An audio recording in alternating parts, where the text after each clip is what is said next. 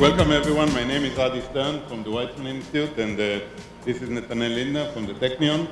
There will be three parts basically to this school. The first will be realizations of quantum devices.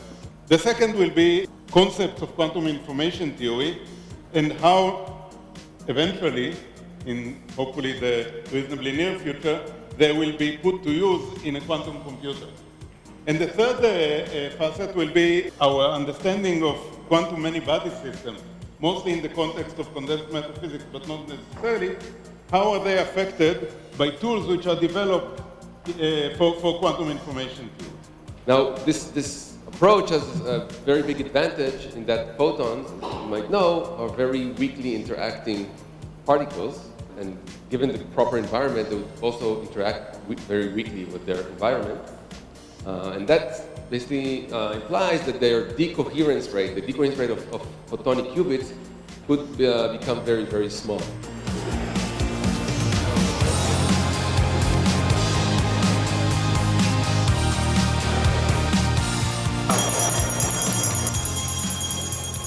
Now what we need to do is figure out if the gap state that we get when the chemical potential, when we have a partially filled band and undergo pairing, is the same kind of gap state as we get up here and down here.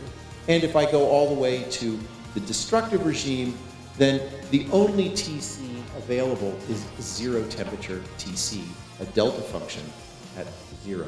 My subject of research is condensed matter, theory of condensed matter system. In this system, you try to find new states of matter that may be useful for quantum computation. And this conference discussed the details of how to construct these things and how to use them to build quantum computers. Historically, this was the first criterion that was given, and the essence of it is basically to look at two-particle scattering and ask whether two-particle scattering can decay a single particle, can lead to decay of a single particle state.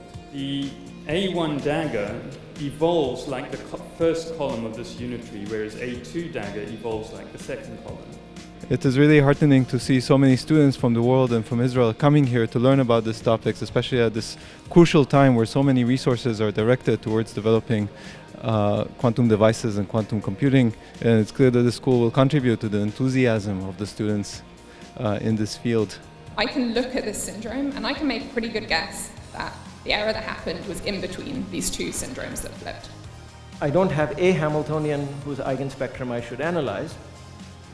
So in general, I might be stuck calculating a unitary operator, which tells me the evolution from some initial time to some time of interest.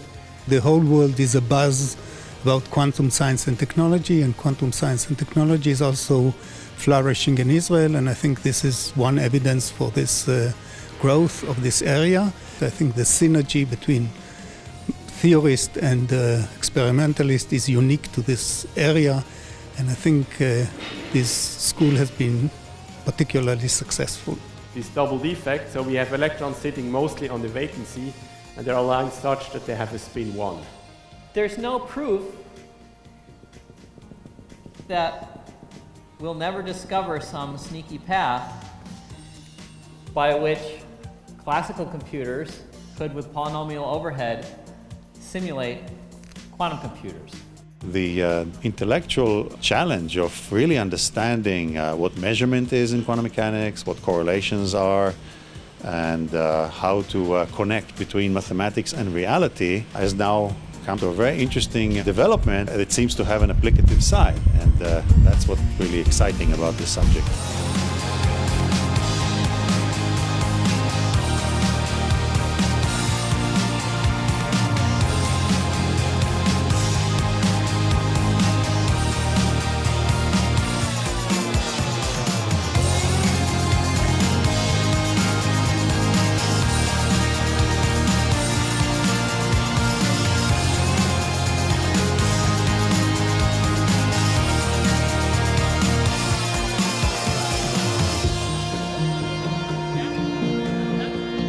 I am from QuantumWorks, and I also want to be connected to the condensed matter or a quantum application. So I feel it's very helpful to me. If I look at the second derivative of psi with respect to time, it is much larger than the second derivative of x with respect to time.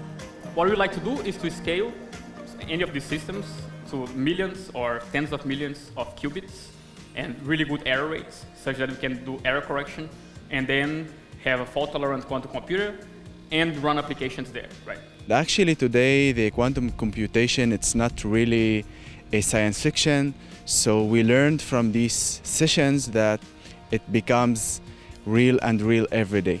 These reductions work not only between universal models, but they work also between models that we would like to simulate one of another, like Stephen was talking about, even if they're not universal.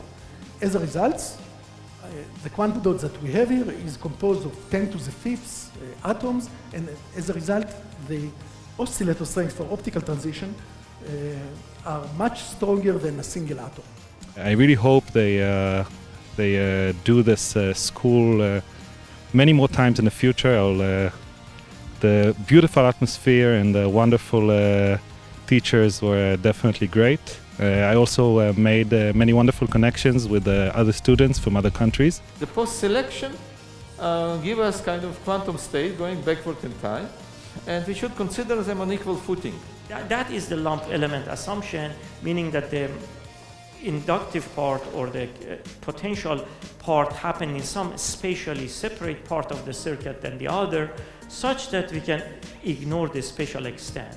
We're talking about this amplifier that takes you from the quantum to the classical.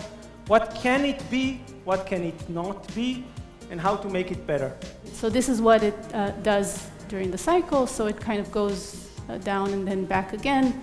And there's nothing happening at this C2 part of the manipulation. As you can see, we have a group of panelists all under shining light. That Interrogation will make them light. tell the truth. The important thing is to realize that it's a very vibrant time and a very open time. So those who say, oh, Google's doing everything, I don't think that's true. I'm very optimistic. I don't think that we are aware of any fundamental barrier on the way to large-scale quantum computation. I almost think that should not be so much the focus as let's do excellent quantum mechanics build stuff that pushes, that's a cutting edge thing that pushes a boundary. We started studying physics or quantum physics. I don't think we mentioned the word entanglement. And now everything evolves around entanglement in theoretical physics, and this comes from quantum information. Part of what excites me about the topological approach that I think is somewhat unique among all approaches to quantum computing is that even cracking that ceiling and going from 0 to 1 qubit is an enormous achievement for basic science. I think that we cannot afford not being there, or if it materializes, and therefore we have to build some effort in this direction.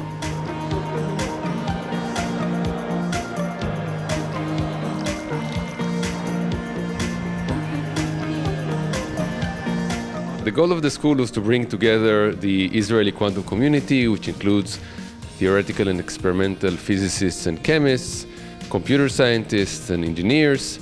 We wanted to both educate them in this topic and also create interactions between the different members and also in particular between faculty and students.